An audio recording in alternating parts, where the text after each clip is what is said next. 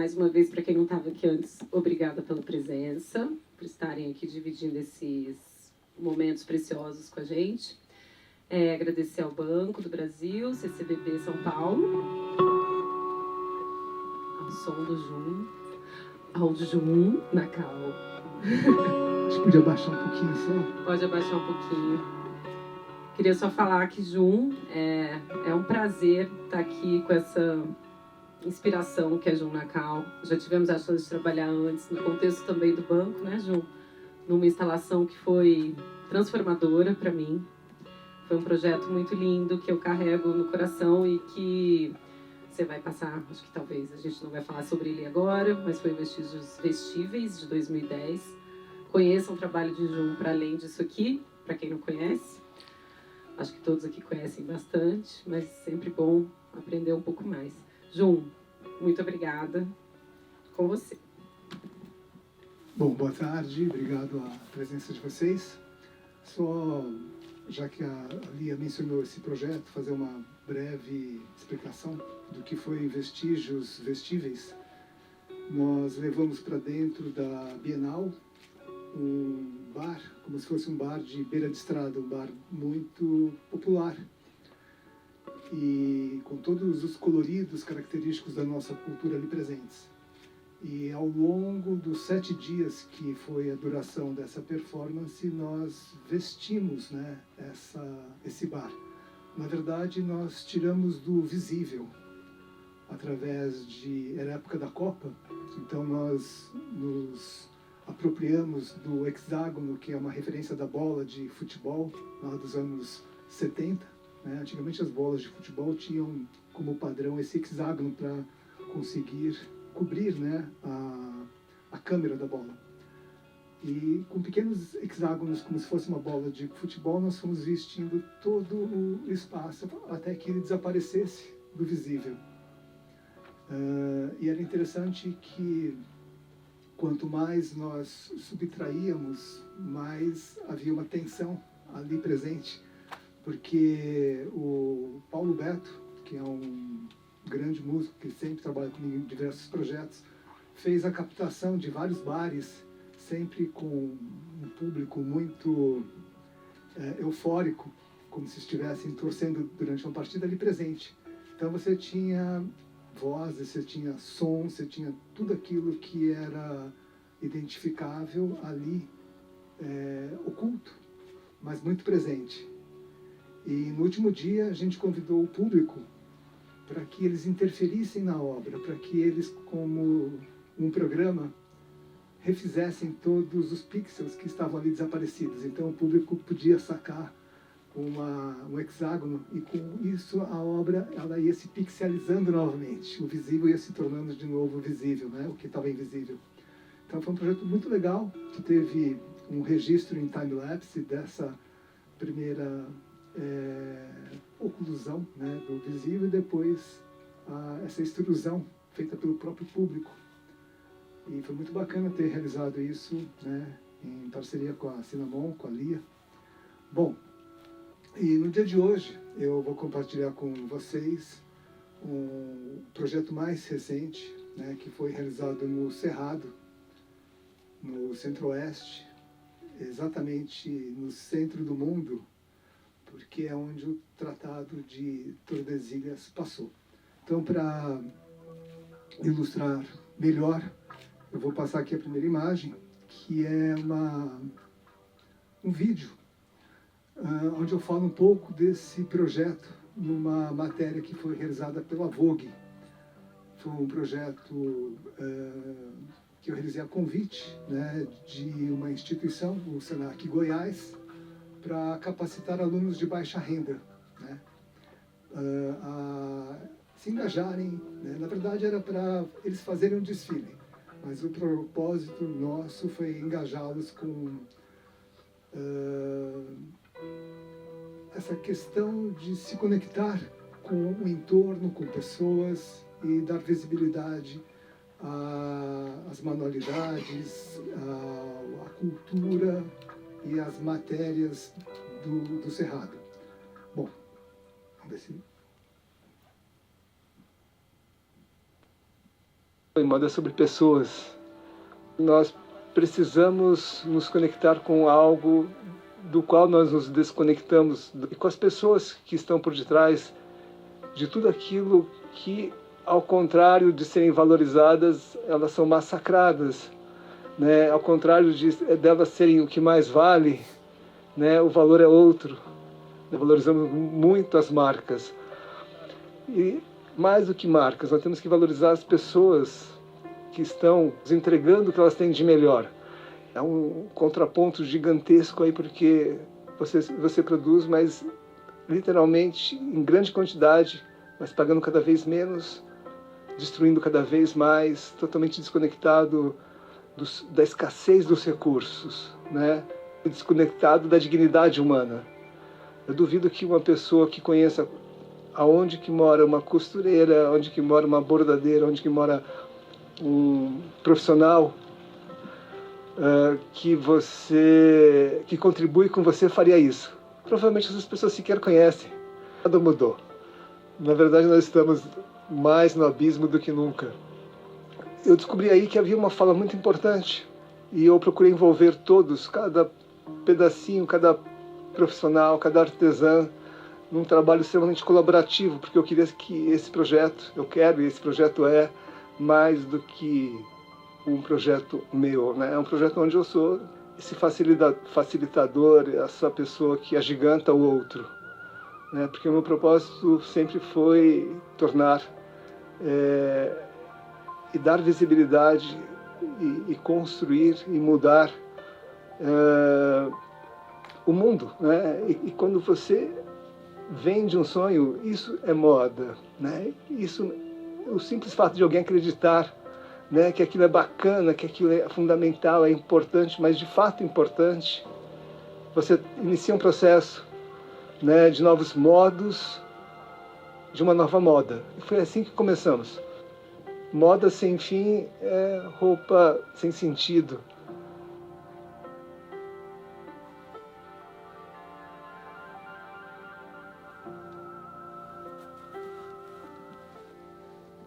Quando você massacra durante gerações e gerações, historicamente, um povo, e massacra e explora, as pessoas começam a se achar menores do que elas são. Muitas dessas artesãs estão condicionadas também pela desvalorização do trabalho delas, pela cultura de que aquilo é artesanato. Aquilo é um produto artesanal, mas é um produto commodity, é um produto sem valor artístico. A indústria cospe produtos, a máquina produz, né, em alta velocidade, com um padrão, mas aquilo que elas produzem, somente um humano pode produzir. Estamos aqui falando do exato ponto onde o mundo se dividiu, né? O Tratado de Tordesilhas passa por aqui, né? Onde o mundo se dividiu, literalmente há essa enorme fenda. Ela foi para nós algo extremamente inspiracional, porque é como se o ventre do planeta estivesse aberto, né? E desse ventre aberto me veio a necessidade de pensar em como reconectar, né, o que vem das profundezas do nosso planeta com o mundo e realizarmos um projeto capaz de despertar as pessoas. E para isso nós acordamos os gigantes, né? Nós despertamos seres fantásticos, inspiracionais. E nesse sentido nós criamos esses seres fantásticos agigantados para que eles percebessem algo de uma dimensão que inclusive se torna um facilitador para entrarmos nesse universo, né, lúdico, nessa fábula, porque é como se você se deparasse, por exemplo, com uma das formas de expressão do artesanato local, que são as bonecas feitas de palha, de cestaria, asas de praticamente 5 metros de envergadura, toda ela feita como uma réplica de uma boneca que ela é feita em pequena proporção, feita de forma gigantada. E essa descoberta, né, delas entenderem que o que ela faz é arte, tem valor, é fantástico, porque você inicia uma mudança dentro das pessoas. E essa mudança que vem de dentro muda o planeta, né? Não é a mudança superficial que nós estamos vivendo constantemente, continuamente. A gente não pode falar mais em uma moda superficial, nós não podemos ter mais discursos rasos. Usamos diversas folhas do cerrado, utilizamos muito o milho, a palha de milho, utilizamos a casca da bananeira, que cria um efeito daquelas manchas para revestir seres como o caranguejo de câncer, o escorpião, todas essas matérias da região e que são utilizadas para artesanato local. Se você pega uma folha e seca e você amassa ela como um louro ou como qualquer outra coisa, vira pó. Mas elas detêm saberes de cozimento que aquilo vira um couro, uma textura que permite você inclusive costurar. Então, de repente, eu me senti no ateliê de alta costura, em ambientes tão simples, tão humildes. Esse lugar em que nós chegamos, em que o mundo está, foi algo que me fez perceber a necessidade. Já não é algo que nós podemos ser indiferentes. Moda é sobre sonhos, né? Moda é sobre devires, sobre novas ondas, sobre possíveis, onde você faz parte desse sonho, onde você é protagonista muitas vezes, onde você é um ser de um universo, né, a ser compartilhado com outras pessoas. Isso que nos move, aquele compartilhar com outras pessoas nossos sonhos. Isso é fazer moda.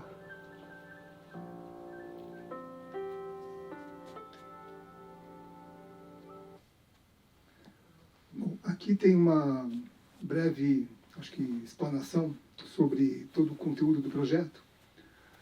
E quando eu recebi o convite dessa instituição para capacitar os alunos, eu achei que mais do que fornecer conhecimento técnico, eu tinha que engajá-los, eu tinha que fazer com que eles tivessem um propósito, e fiz uma curadoria junto com, a partir de um mapeamento que me foi encaminhado, de referências, de residências artísticas, de espaços culturais, de locais com saberes da região do Cerrado, e elegemos dois spots, dois lugares que seriam importantes para esses alunos. Um deles foi o ateliê do Dalton, que é um artista lá de Goiânia. Ele é o primeiro brasileiro a participar da Bienal de Veneza agora, com um projeto muito interessante, que ele tem uma residência artística onde ele procura dar visibilidade à cultura, né, negra dentro do mesmo patamar, dentro do mesmo padrão da cultura europeia. Então é bem interessante o trabalho de desconstrução que ele faz. E os alunos que eu conduzi a essa excursão ficaram bem surpresos, e o mais importante era eles perceberem que o artista, ele empresta, né? Ele não rouba. Nós roubamos ideias, mas nós emprestamos essas ideias para que outras pessoas possam, a partir desse nosso desse nosso apropriamento, perceber o real papel que é o artista, ele ser uma ponte, ser uma ferramenta, não se promover. E todo o trabalho do Dalton é bem interessante, porque, acima de tudo, ele busca promover outros artistas que ele, de certa forma, patrocina e apoia com o espaço que ele conquistou. Então, era para que esses alunos, quando a gente pensa em moda, eles não tivessem algo centrado neles, mas algo que, se eles tivessem a oportunidade, que eles deveriam compartilhar. E o segundo local foi visitar essa comunidade de Olhos d'Água, para que eles tivessem essa proximidade com essas artesãs, né, que eu tinha feito já uma visita anterior. Eu fiz uma pré-reconhecimento, até para fazer essa condução. E foi surpreendente ver o quanto houve de entrosamento entre esses alunos e essas artesãs. E foi assim que nós iniciamos todo o nosso processo. Aqui eu vou passar agora a próxima imagem que fala um pouco de como foi essa interação.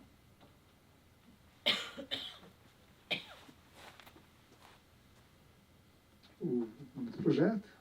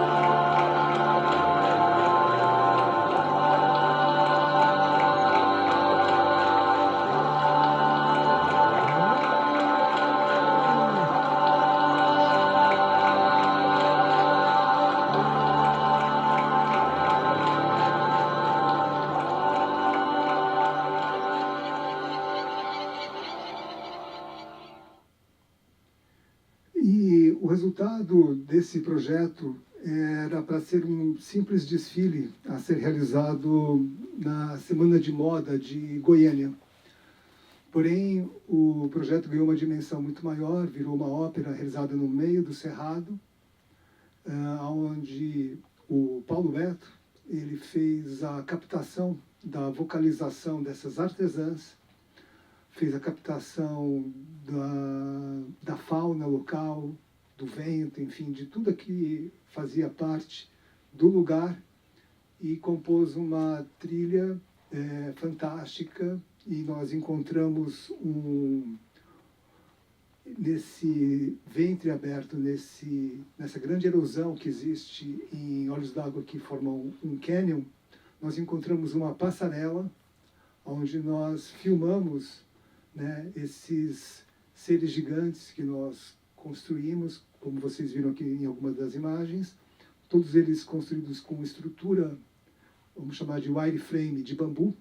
Toda a forma foi moldada em ripas de bambu e posteriormente revestida com as técnicas, os saberes, as matérias e colaboração, né, de um time gigantesco de artesãos do lugar, que desde a colheita até a construção das tramas participou ativamente, né? Eu vou explicar um pouquinho na sequência o que foi esse processo. Isso acabou virando também um filme, um curta. Eu vou mostrar agora o teaser, né, desse nosso filme, e o filme eu mostro no final.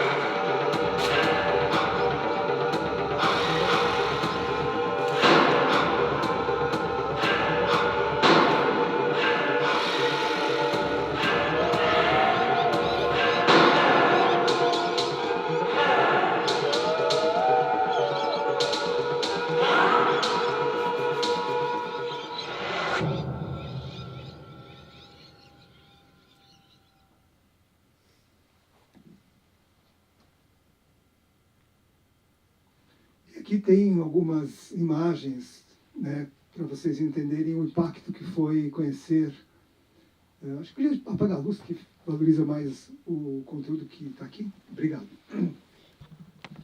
para nós foi muito impactante conhecer as artesãs, conhecer as matérias-primas do Cerrado, enfim, biojoias, coisas que nós não sabemos valorizar e que elas têm uma habilidade fantástica em preservar tanto os saberes quanto trazer essa dignidade a matérias tão simples, né? Então aqui estão os registros que foram feitos pela Michelle, que está aqui, que ela vai falar brevemente conosco sobre a construção da identidade desses personagens. Então ela fez esse trabalho de registro, de documentação, né? Aqui são folhas de milho, isso aqui são buchas, né? As buchas vegetais, aqui as técnicas de tear, todos os tratamentos, elas funcionam, trabalham muito com caldeirões, né? Como vocês viram em algumas imagens, fazendo o cozimento e o tratamento e o beneficiamento, né, dessas fibras naturais. Muito com o trabalho de desidratação, de secagem, de tudo aquilo que elas aguardam cair e recolhem no bioma local. As técnicas de entrelaçamento, de tessitura que elas dominam. E são pessoas muito simples, são verdadeiros artistas vivendo em condições extremamente precárias. O ateliê delas muitas vezes é num puxadinho, em chão batido, mas com obras gigantescas. E o propósito desse projeto foi realmente fazer com que pessoas tão simples tivessem a visibilidade e notoriedade merecidas. Aqui é a fibra da bananeira, da casca, né? Ali uma técnica usada para produzir o chapéu de flor de bananeira. E o local onde nós nos reuníamos, né, para integrar alunos com artesãs no ateliê da Abadia, que é aquela senhora bem ao centro, que também é uma artesã local. Mais uma imagem de um outro ateliê que mantém teares antigos, onde eram produzidos, porque é uma comunidade muito isolada, que produz todo o necessário para a subsistência, inclusive tecidos para vestir a comunidade. Então aqui tem um dos teares ainda preservados, teares de madeira. E alunos que, a partir dessa troca, aprenderam e estão, trazendo design e agregando. É uma troca entre gerações, né, entre novos alunos e essas pessoas para criar essa ponte tão necessária.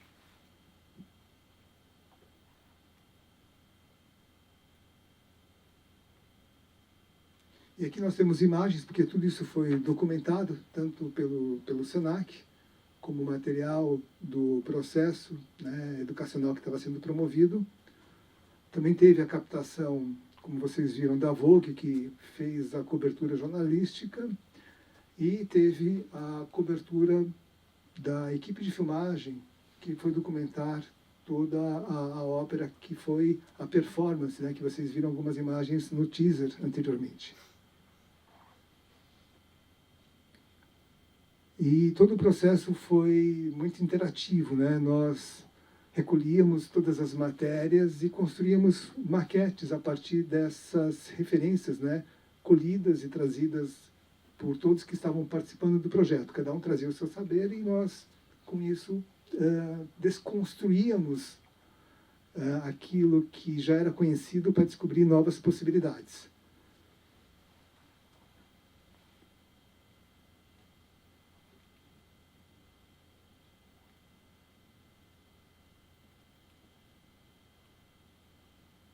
E foi nesse cenário todo que o Paulo Beto, com a participação dessas pessoas, foi captando as sonoridades para construir a trilha sonora também.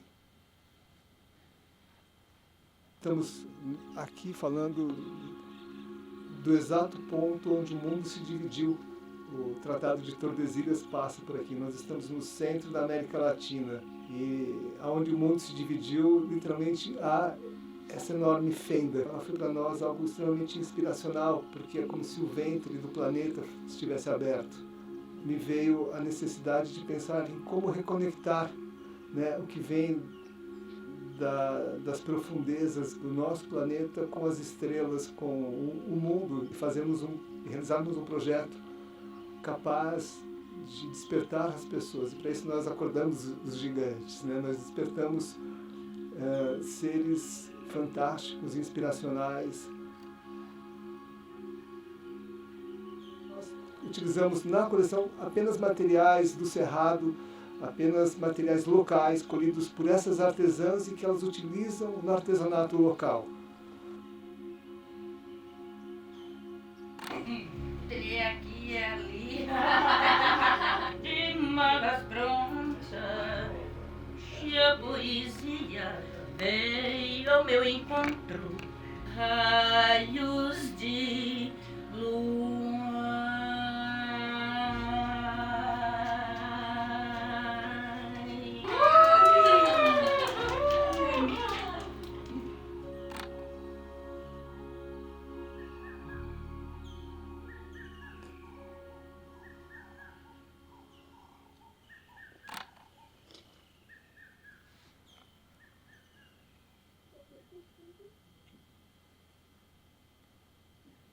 Bom, para criar uma unidade e ter uma referência do ponto de chegada, eu fiz uma catalogação de como nós construiríamos esses seres gigantes,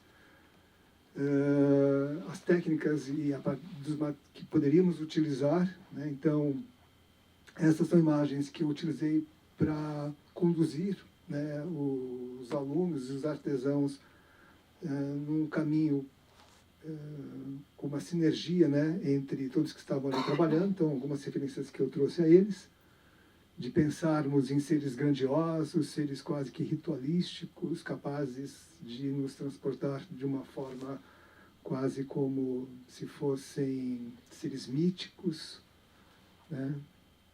E tudo com materiais que eles dispunham lá, né, feitos por outros artistas, mas que eles poderiam sim se apropriar, né, dessas possibilidades e construir a partir daí os nossos seres, né? E algo que era muito importante era que o trabalho ele tivesse esse amálgama, né, de percurso, ou seja, não poderia ser um artesanato como nós encontramos em uma loja. Ele teria que trazer essa ancestralidade, esse percurso como se fossem as cracas de uma baleia que navegou por muitos mares. Afinal, nós estávamos falando de seres que emergiam dessa fenda, né, no ventre da terra e que vinham das profundezas. Então, tudo precisaria ser muito contaminado, né? Como aqui tem uma imagem onde essas palhas estão contaminadas de folhas. Então, seria importante e fundamental que houvesse uma interação entre todos os artesãos e todas as técnicas e que houvessem esses rastros perceptíveis, essa história em cada um dos personagens.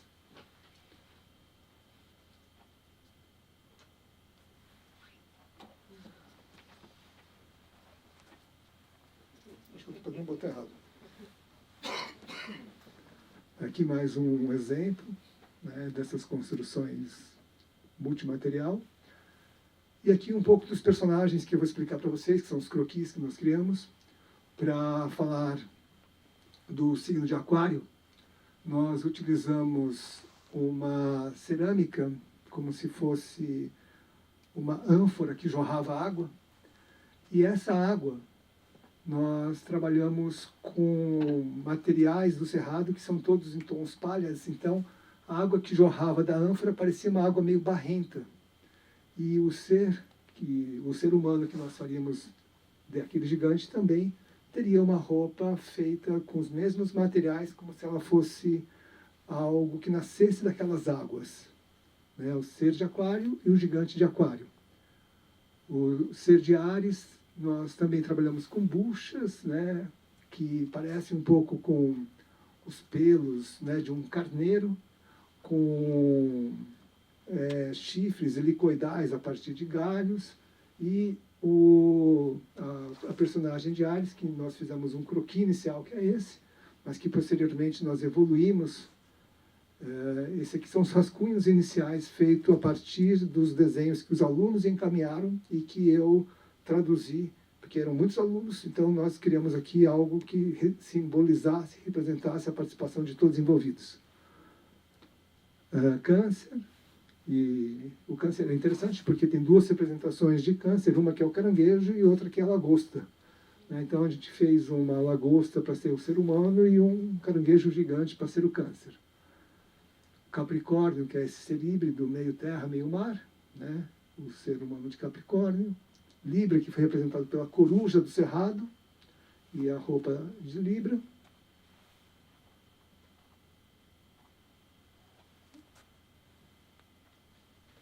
Escorpião, escorpião como ser mesmo e a roupagem de escorpião.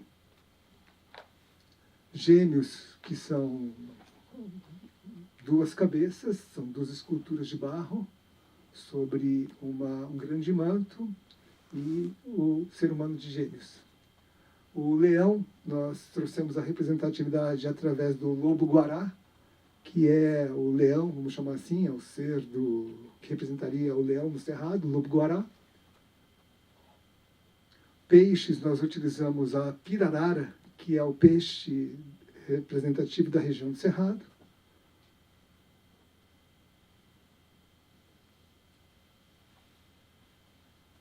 Para o signo de Sagitário, nós utilizamos a cabeça do veado do cerrado.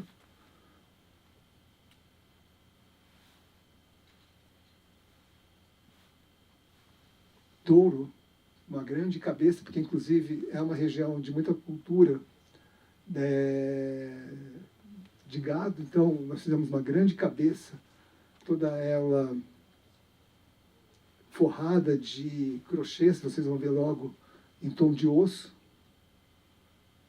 O signo de Virgem nós utilizamos como representatividade um ser angelical, a partir de uma escultura, né, de uma das artesãs da região. E aqui um pouco do como que isso tudo foi feito por detrás da construção. Então aqui nós temos o ser de câncer, o gigante de câncer, que por dentro tinha um ser humano, né, que fazia manipulação lá no cânion. Então, essa é a estrutura que nós construiríamos de bambu, como se fosse uma oca praticamente, e depois revestiríamos, né, de casca de bananeira, nesse caso. O gigante de escorpião, e dentro nós colocamos um ser humano, essa estrutura que nós fizemos toda em bambu, e um ser humano que tinha literalmente como se fosse uma padiola, um carrinho de mão empurrando a escultura no cânion. O signo de Peixes, a pirarara, o manipulador que ficava dentro, é um pouco escola de samba, carnaval, muita técnica nós trouxemos daí também, toda a estrutura de bambu.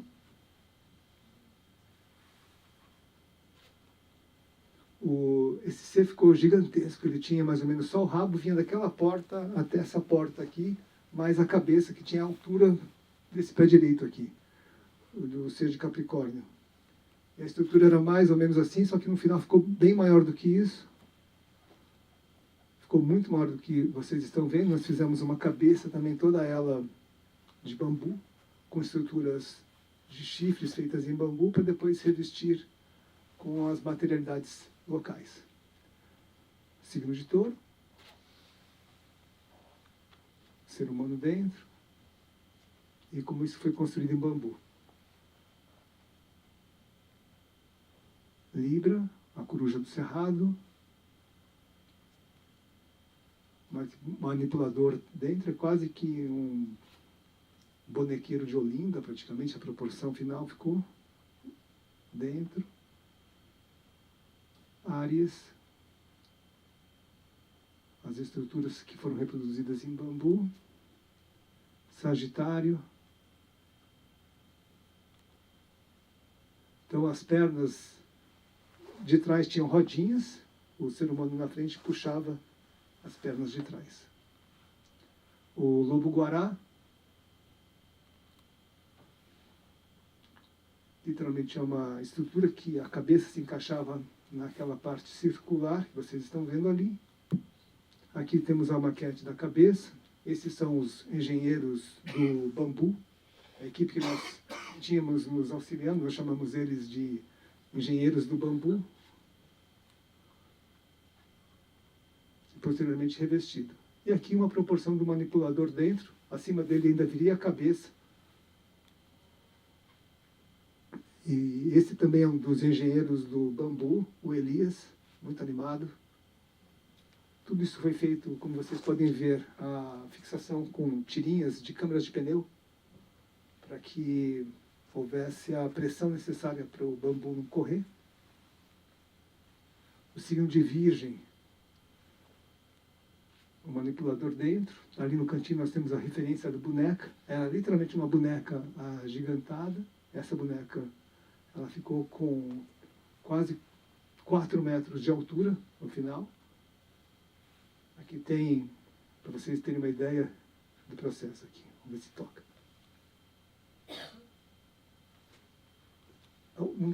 Dá o play, por favor, aí em cima.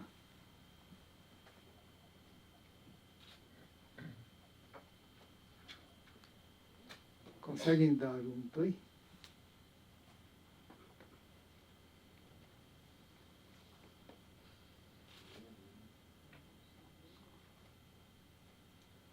Está tendo esses bugs aqui porque o arquivo foi gerado em Mac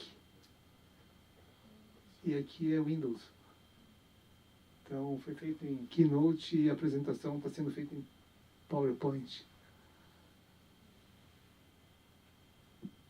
Eu achava que não foi. Será que esse tem vídeo? Tem vídeo? Tem? Não. Não tem vídeo? Ah, que pena. Bom, tudo bem. Era para ter o vídeo ali, deve ter corrompido o arquivo, mas deu para ter uma ideia da proporção. E naquele vídeo era interessante porque, como eu disse, as artesãs que estavam acostumadas a ver a obra dela em pequena escala, quando viam daquele tamanho, era literalmente elas renascerem. Né? Eu imagino que quando elas fizeram a primeira escultura, a primeira boneca, elas viram que criaram vida.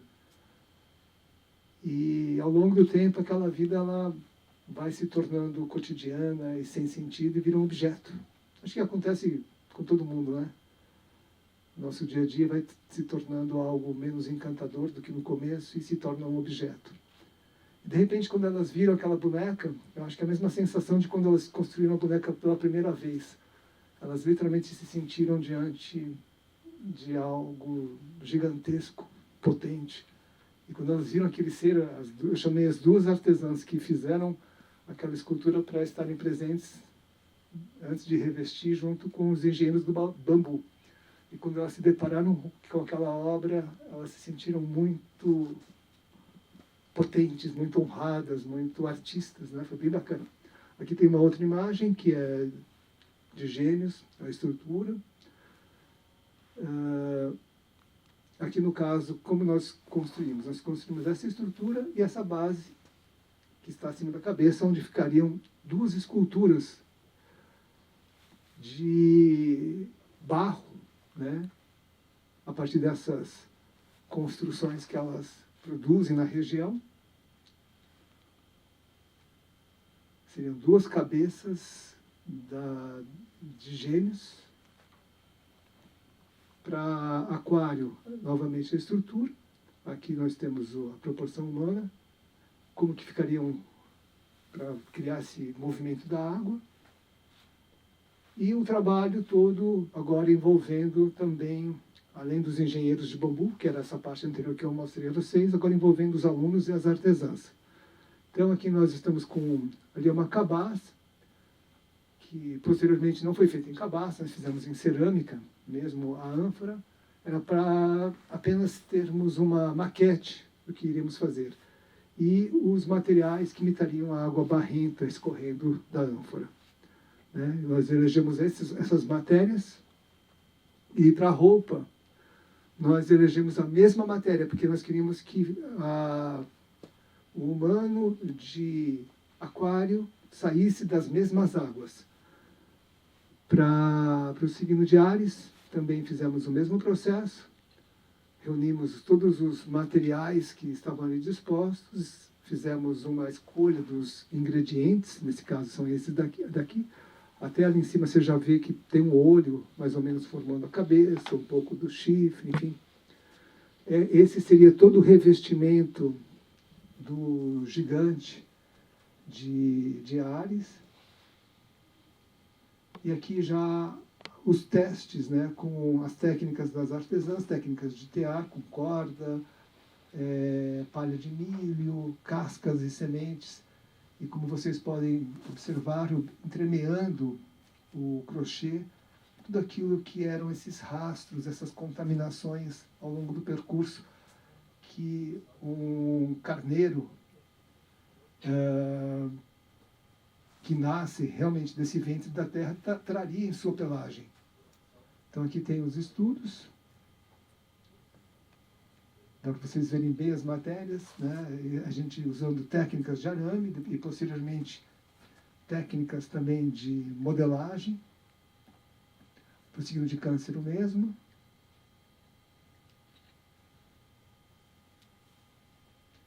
Aqui a escolha dos materiais que nós utilizaríamos. Nós tínhamos uma grande bancada com muitos materiais e nós íamos escolhendo aquilo que iria compor especificamente cada um dos seres. O olho, as anteninhas que formariam as antenas da lagosta, enfim. E aqui a divisão já, o que nós usaríamos para o humano. Então aqui a parte superior, as pinças que vocês estão vendo ali nos braços. Nós já modelamos uma estrutura de tecido, como vocês podem observar, que ela seria paetada, bordada, enfim, aplicada sobre essa estrutura de tecido aqueles materiais que nós elegemos.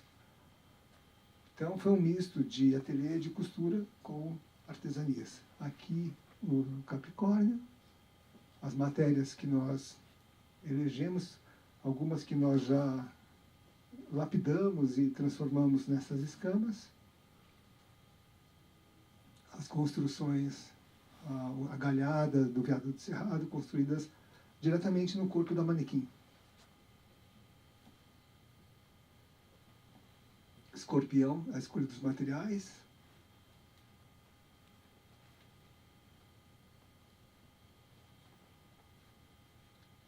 Nós consideramos que esse material representaria bem a textura visual, pelo menos da pele de um escorpião.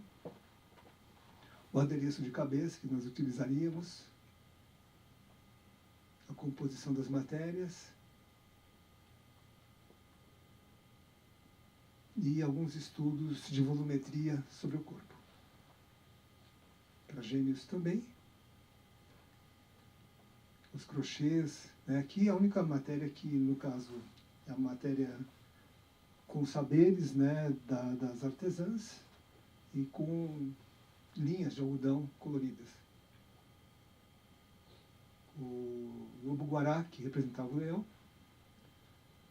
Aqui já os estudos a escolha das matérias e como que nós iríamos dispor sobre o corpo. Libra. Aqui nós íamos fazer a perna da coruja com aquele tronco, os pés com aquelas pontinhas que vocês estão vendo ali, as peles com essas folhas, a penugem, né, da coruja. E aqui vamos ver se tem um vídeo, se roda. Deixa eu ver se roda. Não vai rodar. Vamos ver se roda. Tá bom? Bom, aqui de novo também, ali nós temos até onde iria o vestido, né, que é aquelas folhas, depois a perna e aqui a galocha. E aqui o estudo que nós já começamos a trabalhar sobre a modelo. Então vocês veem que nós construímos também com técnicas das artesãs, essas asas que suportariam as folhas. Já tem uma peça embaixo onde nós aplicaríamos o bordado, né, de folhas. Essas folhas, geralmente, quando a gente vê uma folha seca, ela rasga, esfarela, vira pó. Mas, graças ao conhecimento que elas detêm de cozimento, de preservação, de um artesanato durável, essas folhas elas ganham um toque de couro. Então, aqui nós temos a modelo. Uma vista lateral das asas. O adereço de cabeça.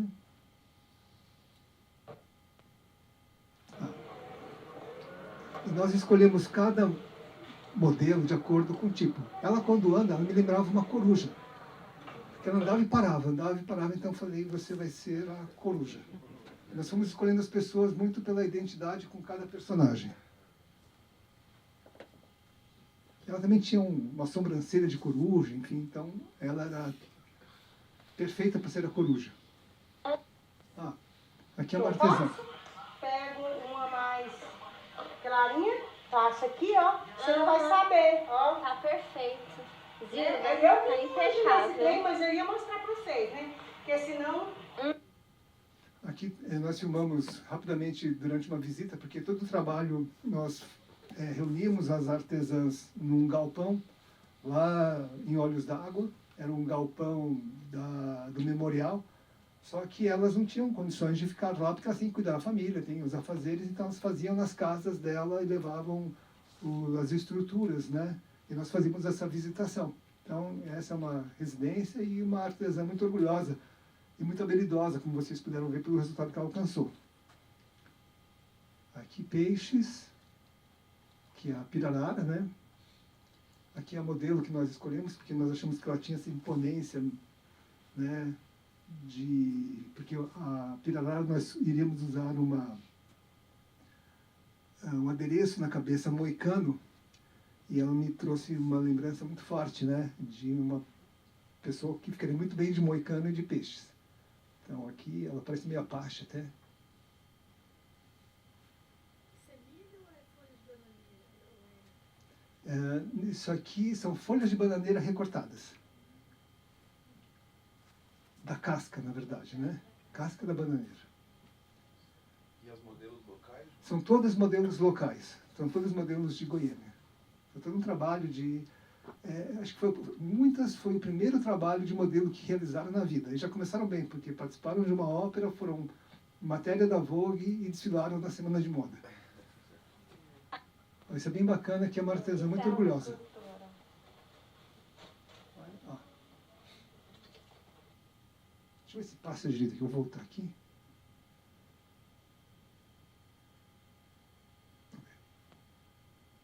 Isso é alta costura. Então, para nós foi muito bacana você ver artesãs se sentindo capazes de fazer alta costura, como elas falavam.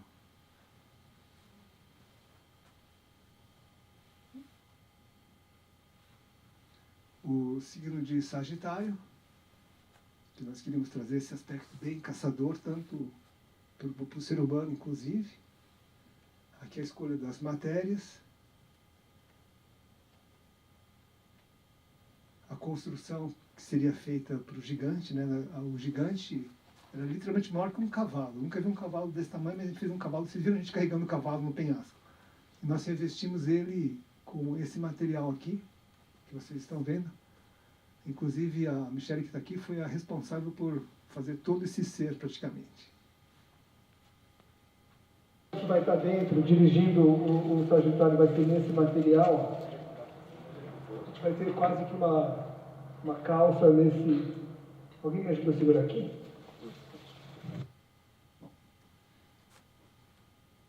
Aqui são as materialidades também do ser de Sagitário. Então, ela é bem esse aspecto de um caçador camuflado, então que tem várias cascas de bananeira, todas elas formando essa armadura, né? É uma armadura, literalmente, que nós produzimos sobre a estrutura do corpo. Eram paetês gigantes, né, de casca de bananeira. E tem tratamento também? Tudo tem tratamento, tudo isso está preservado, para vocês terem uma ideia. Faz quase um ano, tudo isso está intacto, tem exposição lá em Goiânia. Era para na verdade, o governo de Goiânia, de Goiás, aceitou como patrimônio material e material cultural do Estado, só que eles não tinham lugar, que eu fiquei sabendo depois, para acolher esses gigantes. Porque precisaria literalmente de um galpão de escola de samba para ter esse material. E parece então que agora eles estão buscando uma outra residência definitiva. Eu já realizei vários projetos e muitas vezes, após a realização, tudo aquilo que nós criamos é descartado, é bem escola de samba, infelizmente. Só que esse projeto, felizmente, já está há 1 ano buscando uma residência definitiva. Eu recebi, inclusive, quando nós fizemos hoje a Dia de Maria, a Globo queria me dar todos os seres que eu criei, o cenário, só que não tinha como guardar no meu ateliê. Então não teve como receber. E assim, projetos grandiosos, infelizmente, a gente não tem como preservar, né? Infelizmente, no Brasil acontece um pouco disso. Mas esse projeto ainda está vivo. Então, aqui na modelo, a construção que nós faríamos, as proporções, o signo de touro, as matérias que nós usaríamos, os chifres, a roupa, os teares também com todos esses rastros, essas contaminações. Então era literalmente primeiro uma amálgama, um trabalho de assemblagem, que eu chamaria de materiais, para ver a unidade, e depois a dispersão de acordo com a forma. E vocês veem que não era um crochê de apenas uma matéria, mas um crochê feito com muitas matérias diferentes, como se fossem vários ninhos. Aqui o trabalho já estruturando sobre o modelo, como que nós iríamos construir.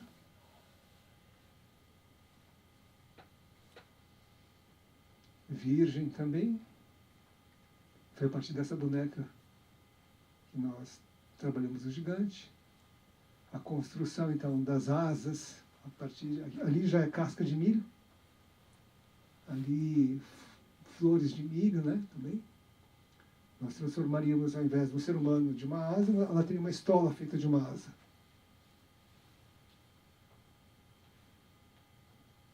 E cada modelo a gente buscou sempre identificar. Ela tinha cara de anjo, então ela falou, serviria para ser o nosso ser de virgem.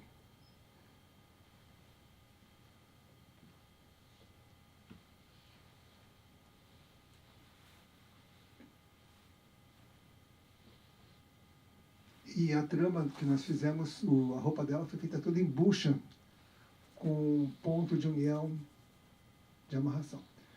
E agora, para falar um pouco sobre a caracterização identitária de cada um dos personagens, eu vou chamar a Michele, que está aqui para me ajudar a contar como que foi esse processo.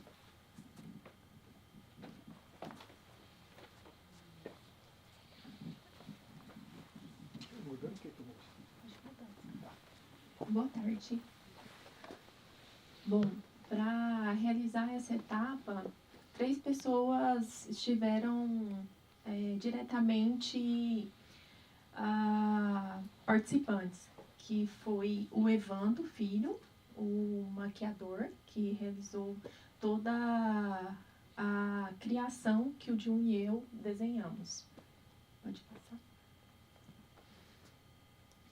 Bom, o primeiro passo era entender qual era a narrativa, qual era a história que essa maquiagem precisaria contar junto com todo o trabalho que vocês já viram que o Jun apresentou. Então, nós estávamos falando de seres que iriam nascer. Era um nascimento a partir das profundezas da Terra. Então, nesse sentido, nós buscamos imagens que representariam essa narrativa. Então, nós precisaríamos de imagens que trouxessem um aspecto celestial, esse aspecto de nascimento e algo angelical. E como traduzir isso? Então, nós precisávamos de ter uma luz, algo reluzente, uma placenta, um líquido amniótico e essa pele pálida. Essa era a história que nós desejávamos contar e nós precisávamos integrar isso com as materialidades que nós estávamos construindo essas produções. e esses seres gigantes. Então aqui nós tínhamos a bucha, a fibra de bananeira, a casca de bananeira, a casca de uma árvore que está ali no canto à direita, que chama pau santo. Pode passar. E quando nós falamos de um nascimento que está emergindo a partir da terra, nós não podemos pensar em uma maquiagem que seria apenas na face. Ela também teria que ter fragmentos no corpo. Então, por isso que eu até trago essa imagem aqui, porque nós levamos também esses resíduos no corpo, nas mãos, esse aspecto também, um pouco aqui, a gente já tem entrando um pouco mais na essência do projeto, que é um pouco de lama, algo um pouco mais barrento. Agora eu vou falar para vocês de uma forma breve como que nós caminhamos para poder realizar cada um desses seres, dessas maquiagens. Então aqui nós tínhamos o croquis do que era o projeto, e no dia que foi feito o casting, nós já fizemos os testes, como o Jun trouxe, das materialidades. Alguns estavam um pouco mais encaminhado, e outros ainda estavam bem no nascimento. E todas as modelos, elas tinham alguma característica que conectava com esse ser. Então, o aquário, que foi representado pela modelo Acil, ela era uma particularidade também, ela era a modelo mais madura que tinha no casting, e ela estava voltando para essa área de atuação. Então, era realmente um renascimento para ela. E ali, quando nós fomos desenvolvendo esse caminhar do que nós chegaríamos nessa criação da caracterização da maquiagem, eu sempre trazia em um arquivo onde o Jun e eu poderíamos ter acesso em tempo real e editar qual que era a referência e algumas observações do que eu queria de cada imagem, do que eu pensava, e para ele ver se ele estava de acordo, se caminhava junto com o processo, porque foi feito tudo em conjunto. Enquanto as roupas, os gigantes estavam sendo confeccionados, a gente estava realizando esse estudo da maquiagem. Então aqui eu sempre trazia os detalhes do cabelo, e algo importante é que cada maquiagem ela foi feita de uma forma individual. E o cabelo, a gente trouxe uma unificação mais ou menos para todas, que era como nós estávamos falando de um nascimento, de algo que emergia. Então, nós trouxemos um cabelo molhado com esse aspecto escorrido para quase todas elas, só que tendo algumas variações de elementos que integrava com a produção. E como a gente tinha essa ânfora que jorrava água, nós gostaríamos de trazer isso também para a maquiagem. Então, inicialmente, aqui nós temos a referência, que foi algo bem leitoso, e aí fizemos o teste com algo que trouxesse aspecto de barro mesmo. Pode passar, por favor. Mas nós vimos que ficou uma maquiagem suja, e a ideia, além de trazer essa interferência, essa sujeira, era que tivesse um refinamento. Então, aqui nós clareamos depois, sempre teve os testes, e depois nós íamos fazendo as lapidações. Então, nós chegamos nesse tom, que era um tom que, quando nós pensamos na maquiagem, é importante pensar como que essa maquiagem vai ser vista, como ela vai ser utilizada. E como a ideia era uma filmagem, tudo na filmagem fica um pouco mais claro, perde um pouco a intensidade.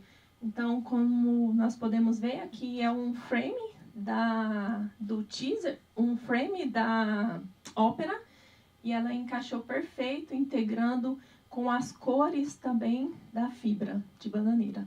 Pode passar. A Ares, ela tem uma particularidade, porque quando nós realizamos o estudo, nós já tínhamos o rosto da modelo e todos os testes de maquiagem eu realizei pessoalmente para a gente poder ser mais assertivo e mais objetivo junto com o maquiador. Então, todas as maquiagens foram testadas em mim, só que a cor da minha pele era bem diferente da pele da modelo. Então, eu sempre deixava observações para o Jun, que nós fizemos esse contraste na minha pele com uma tonalidade bronze, mas que para modelo a gente precisaria chegar num tom que fosse o inverso. Então, seria algo mais champanhe, mais prata. E ali também sempre trazendo os detalhes que iriam compor essa produção. Então, os elementos que nós também teríamos essa sujeira em outras partes do corpo. Pode passar, por favor. E aí aqui nós temos o resultado, esse contraste que eu falei para vocês, para a pele dela, e como que responde essa produção quando nós pensamos na filmagem. Pode passar. Leão, que foi representado pelo lobo-guará, e o ponto que o Jun falou, que todas essas modelos foram escolhidas de acordo com qual seria o ser, qual gigante que ela representaria. E nós podemos ver claramente o olhar da modelo, que é a Gisele, como a gente tem a mesma intensidade, é quase um espelho do lobo-guará que a gente vê ali no desenho. As produções, a parte do figurino, da roupa da Gisele já estava bem encaminhado, mas nós não tínhamos o que iria compor ali no rosto, como mostra no desenho. Então, a gente fez essa estrutura só para poder visualizar, para que na hora da criação do restante da produção a gente tivesse um olhar mais próximo do que seria o resultado final. Pode passar? E esse daqui é o resultado. A ideia era que fosse, aqui nós temos a inspiração. A ideia era como se fosse essa faixa mesmo, meio indígena, só que trazendo essa cartela de cores que integraria com as materialidades que nós estávamos utilizando, com a narrativa que nós estávamos contando sobre um nascimento. E aqui, como eu falei para vocês, do cabelo, a gente até tinha colocado, alguns pontos foram sendo reconstruídos após a gente visualizar os testes. O cabelo dela era para ser solto também, mas quando nós fizemos o teste final, nós vimos que teria uma briga entre os elementos da roupa com o cabelo. Então, optamos por erguer para deixar todo esse destaque, toda essa visibilidade para a produção, para não ter briga de elementos. E Gêmeos, ela tem... Esse é o último que eu trago para vocês, só de uma forma para vocês visualizarem como que foi esse processo da maquiagem, que é a parte final dessa caracterização. Gêmeos, ela tinha uma particularidade diferente das outras 11 produções, que nós tínhamos uma tonalidade da natureza. Então, nós tínhamos um tom mais terroso, um pouco musgo. Aqui nós tínhamos cores, porque a composição desse gigante e da roupa da humana, que sempre estavam conectados, era cheio de cores. Então, era flores que foram feitos pelas artesãs locais. E no gigante, nós temos essa representação da cabeça de duas bonecas E a modelo ela foi escolhida justamente porque ela tinha esse rostinho de boneca também. E para trazer essa repetição da cabeça de Gêmeos, nós trouxemos ela para o cabelo. E aí sempre eu trazia alguns detalhes pro arquivo que o Jun e eu estávamos trabalhando juntos, que era, ali eu busquei uma referência onde eu tinha 2 coques, mas eu tinha algo mais desconstruído, um pouco punk. Então eu queria algo que tivesse uma doçura. Então a ideia era que cada coque ele tivesse um aspecto de uma flor, para também fazer uma repetição da roupa que ela estaria utilizando. Pode passar, por favor? E aí aqui nós temos que a gente tinha muitas cores. E um detalhe também, ali na referência anterior que vocês viram, tinha na maquiagem dela, era só branca. Então, cada pincelada que nós escolhemos para integrar com os elementos eram coloridos. Como aqui vocês podem ver, essa imagem é do desfile que o Jun falou que aconteceu na Semana de Moda em Goiânia. Na Semana de Moda, nós não tivemos a presença dos gigantes, porque eles realmente eram muito gigantes e a estrutura não comportava. Então, o desfile foi realizado apenas com as modelos. E agora, um pouquinho de todas as maquiagens para que vocês possam visualizar. Então, aqui nós temos Ares. Ela tem essa casquete na cabeça que traz esses detalhes de como se fosse uma sobrancelha. Inicialmente a gente tinha feito de pena na própria sobrancelha, mas o resultado não ficou legal. Então são testes que a gente precisa passar para entender qual que era o resultado que nós desejávamos, e esse a gente achou que ficou perfeito. Sagitário é bem caçadora, tem até esses resíduos de musgo. Áries, já mostrei. Peixes. Peixes, ele já tinha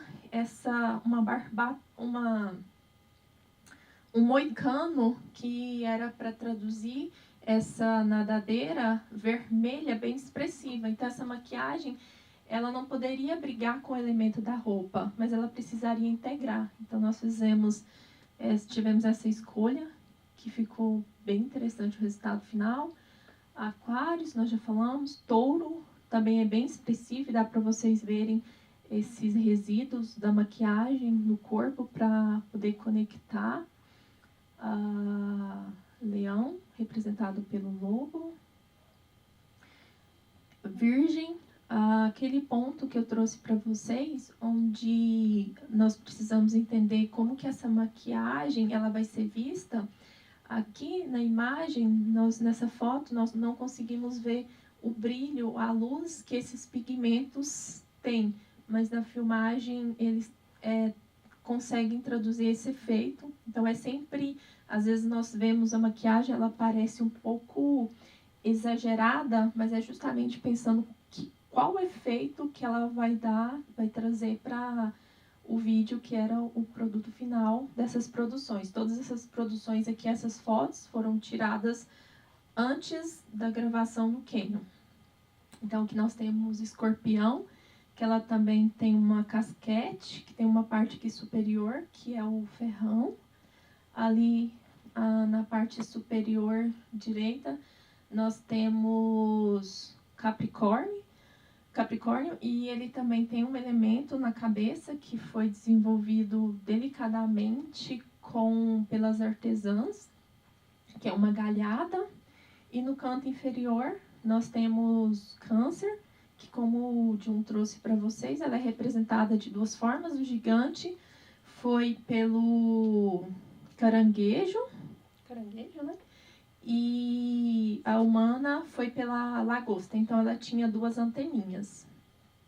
E essas são as 12 produções da finalização dessa produção, que é a maquiagem. Obrigada.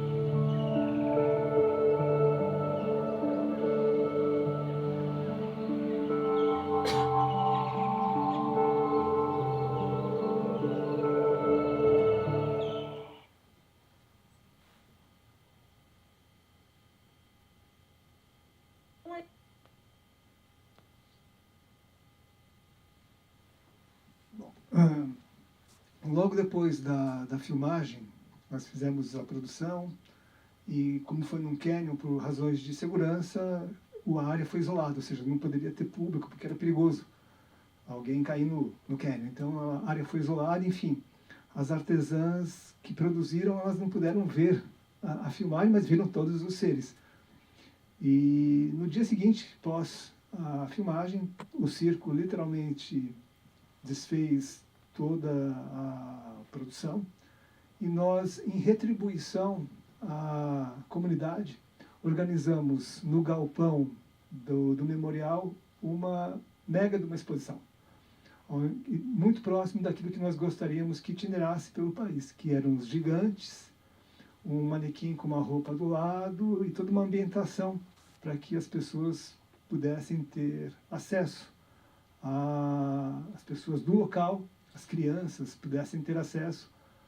Foi aberta uma visitação guiada para várias escolas da região, porque todas aquelas crianças da região têm parentes que trabalharam no projeto. Então era como se as crianças vissem o que as avós, as tias produziram. E as próprias artesãs também, que tinham visto tudo, puderam ver o conjunto da obra, que era muito impactante nesse dia. E para nós era quase como se nós trouxéssemos uma Disney com seres gigantes, um universo fantástico para essa comunidade que tanto colaborou conosco. Então nós montamos essa exposição exclusivamente para os habitantes da região. Então aqui tem o vídeo que documenta a reação dessas pessoas e o quanto isso impactou na vida delas. Uma história muito além do que a gente imaginava. Muito lindo, gente. Parece que foi feito por pessoa. Nunca vi algo tão extraordinário. Um orgulho pra gente.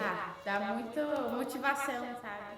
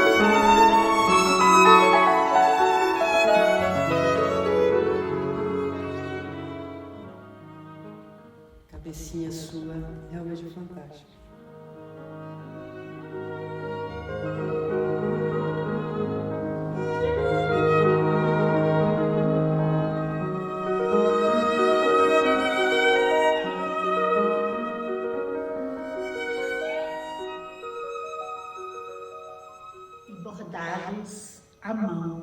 Tá belíssimo, olha isso. Eu quero.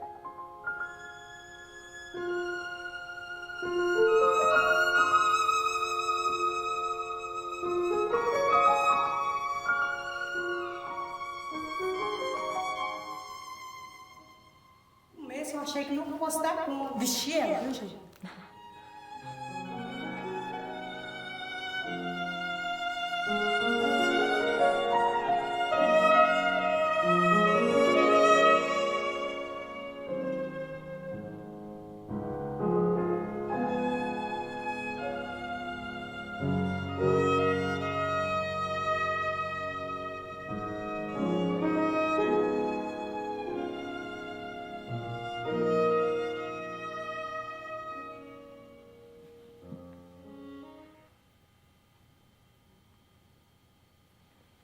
E aqui as imagens, né, do desfile que foi realizado na Semana de Moda, onde nós usamos como cenário de fundo, era um painel de LEDs, onde nós reproduzíamos o Canyon. Então, nós levamos o Canyon para dentro de uma sala de desfile. Ali tem o Canyon, a passarela que está alinhada com a passarela que utilizamos no Canyon, e algumas produções. E aqui as 12 produções, ali os alunos. E ao final do desfile nós chamamos todos os alunos e artesãos que foram até Goiânia para subirem no palco. O projeto final nosso nós apresentamos depois no São Paulo Fashion Week, mas o formato final ainda nós não conseguimos ainda viabilizar, que será realizar uma grande exibição numa grande sala e ter no saguão principal, revelados depois de todos assistirem ao filme, os seres, enfim, os atores, os seres gigantes, os figurinos de modelos vestindo as peças e os artesãos, na verdade, antes da exibição do filme, como protagonistas, né, da obra. E o editorial da Vogue foi a primeira vez que a Vogue cobriu um trabalho acadêmico, né, com mais de 12 páginas dedicadas exclusivamente a essa obra. Então, isso aqui é tudo parte do editorial que a Vogue documentou no lugar, no cenário mesmo do Cerrado.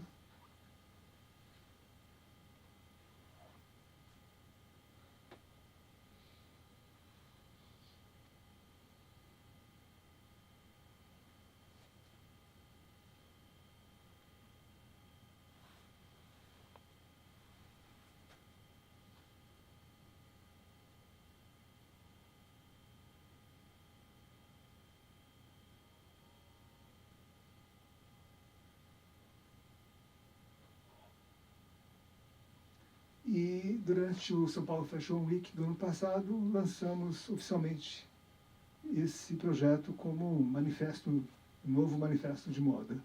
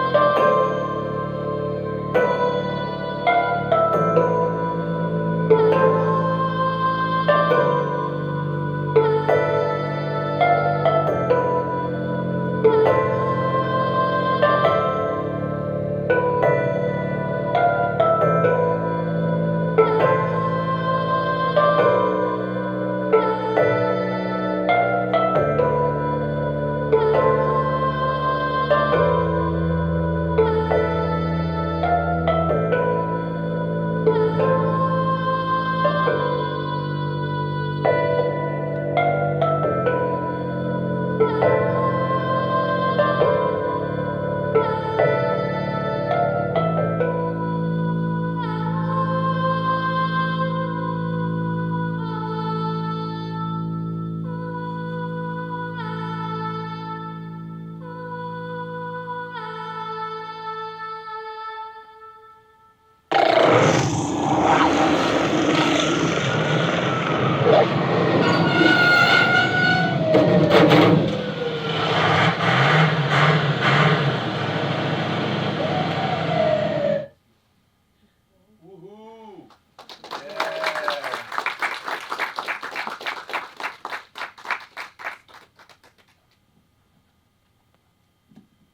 Bom, agora só tem umas imagens que vão ficar passando assim para a gente poder rever algumas imagens do processo e a gente pode abrir para interação, perguntas. Uau! Eu vou fazer primeiro, Jun. Eu estou impactada porque eu não tinha visto ainda na tela grande, né, o resultado final, o vídeo. E é muito diferente ver na tela grande, né, também. E o som. Tinha visto na tela do computador. Isso faz uma diferença, né? Quanto tempo esse processo todo, Jun? Desde da concepção até você entregar o filme, enfim, as etapas? Bom, o processo demorou cerca de uns 3 meses entre a contratação, o início. Então foi um projeto que precisava ser entregue em curtíssimo prazo. As filmagens foram feitas em apenas 3 diárias, porque nós não tínhamos recursos para fazer. Então nós tivemos apenas 3 diárias com 2 sessões, ou seja, nós filmávamos às 5 da manhã até às 10 da manhã e começávamos a filmar de novo às 5 da tarde até às 6 da tarde. Então foi muito corrido, né? Depois o processo começou primeiro com o mapeamento, né? Como eu expliquei, a curadoria das informações, depois oficinas com os artesãos, com os alunos, para capacitarem eles, e eles terem todo um percurso de direção de criação, de modelagem, de desconstrução e de roteirização comigo dessa história, porque antes quando eu cheguei não havia um roteiro, e o roteiro foi elaborado a partir dessas convivências, né? E dessa descoberta desse cenário fantástico que é esse canyon. E quando você vai cruzando as histórias, saber que lá passou o Tratado de Tordesilhas, dividiu o mundo e tem esse rasgo no ventre da terra, e fazer um projeto disruptivo de moda e de criação com artesãos para que eles reconectem-nos com essas essências que se perderam, né? Porque é uma coisa que poucas pessoas sabem, mas antigamente tudo estava ligado ao equinócio, ao solstício, enfim, nós tínhamos as celebrações de mudanças de estações, primavera, verão, outono e inverno, e as celebrações, a moda era um pouco mais cíclica, né? Com essas passagens. Hoje nós não temos mais passagens, nós temos um contínuo infinito. Então era importante a gente, de novo, se reconectar com os ciclos naturais, com o universo, e por isso daí nós elaboramos esse roteiro a partir dos signos, né, das estações. Então foi 3 meses, mas muita pauleira. Foi um projeto assim que literalmente eu quase que definhei durante a realização para conseguir realizá-lo, porque eu fui contratado para ser professor de alunos e de repente para fazer um desfile numa semana de moda. Era para fazer 12 roupas e pronto. E nós transformamos e desdobramos esse projeto, envolvemos comunidade, teve um grande investimento pessoal meu para que esse projeto fosse viabilizado, porque não havia recursos suficientes. Então, além do esforço físico, esforços financeiros pessoais para trazer tudo isso à tona, com o propósito de que tudo isso, e principalmente essas pessoas e essa realização deles tivessem a maior visibilidade possível. E o projeto não terminou, ainda ele continua, a gente busca uma forma dele alcançar um público maior e reverberar lá na comunidade.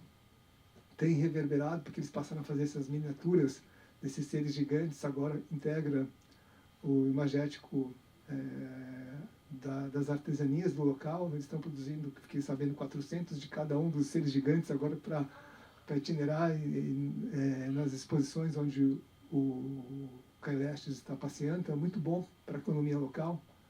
A gente conseguiu dar um gás muito grande para eles também lá durante a época que permanecemos, porque toda a participação deles foi remunerada. Então foi bem bacana. Foram 3 meses muito intensos, mas bacanas. Esse é Jun, né? 3 meses. Isso é Jun. É um impacto real, né? Economia criativa e social.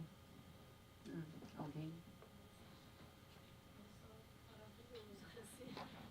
Impacta mesmo. Você quer falar, né? Eu acho que não consigo falar mais do que assim, o impacto. Foi incrível. E essa coisa dos materiais também, de pegar o material local, dessas folhas, desses... É muito forte, faz uma conexão profunda com as pessoas locais e o lugar, o espaço da natureza. Maravilhoso, assim, achei muito lindo. Parabéns.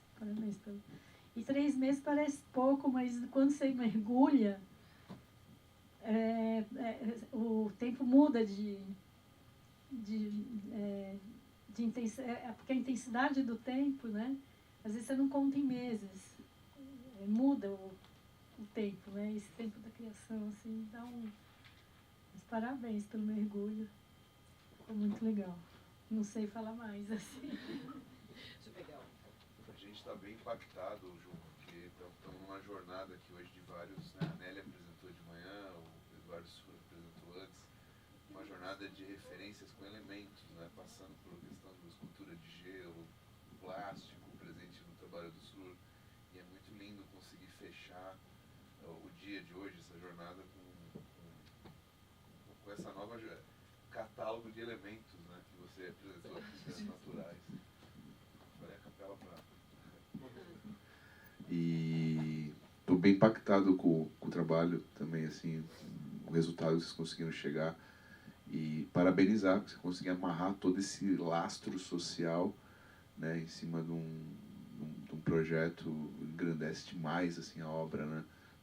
O resultado final ele só se agiganta mesmo, sabendo que existe toda essa ação comunitária por trás. Então, realmente, parabéns, João, por toda essa empreitada aí, João.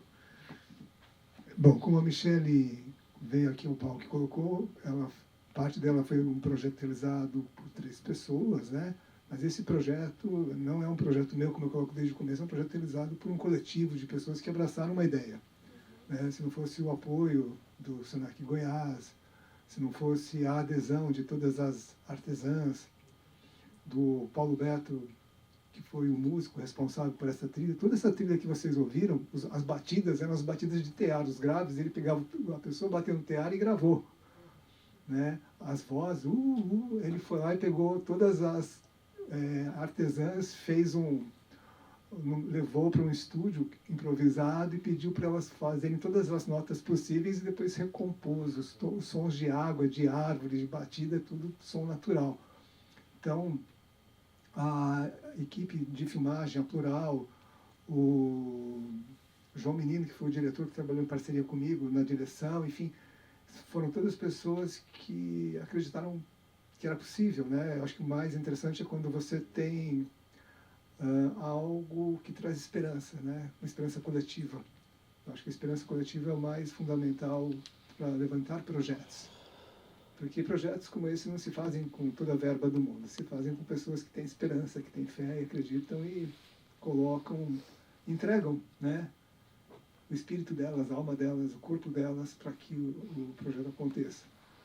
Então, acho que eu só convenci muita gente a embarcar nesse projeto, né? Consegui convencer, talvez porque eu tenha me doado muito para que ele acontecesse. As pessoas precisam de pessoas que se joguem na frente, né? Ninguém mais quer saber de alguém para mandar, eles querem saber de pessoas que, quando eu planejo algo, eu já estou lá fazendo, as pessoas vão junto, né? E eu acho que isso ajudou a ter essa junção, né?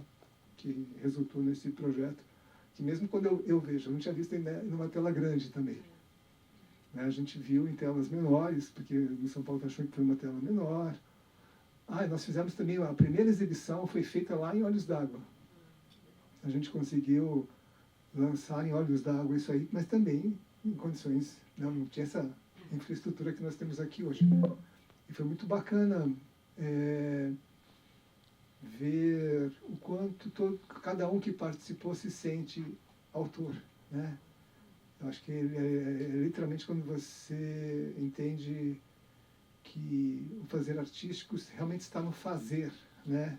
Fazer coletivo, as pessoas se sentem parte. Então, isso dá uma, eu diria, a pessoa se sente, eu acho que mais do que representada, ela se sente capaz, né? Acho que a palavra capaz, que elas nunca perceberam no dia a dia delas, quando elas viam o pequeno cotidiano delas, grandioso como elas viram, foi transformador para elas. A gente ia buscar na casa da artesã as cabeças que elas faziam, depois levávamos para o galpão e juntávamos com o corpo. Então só a cabeça já tinha uma imponência gigantesca. E quando elas entraram, não sei se você viu a reação de cada artesã, era palma na boca. Isso chamou atenção, todo mundo põe uma coisa assim, né? Porque, o mesmo gesto. Foi muito bacana, porque você via que a pessoa falava, nossa, o que eu faço tem vida. É a arte, né? Foi a primeira vez que elas se sentiram artistas e não mão de obra. Então foi muito gratificante.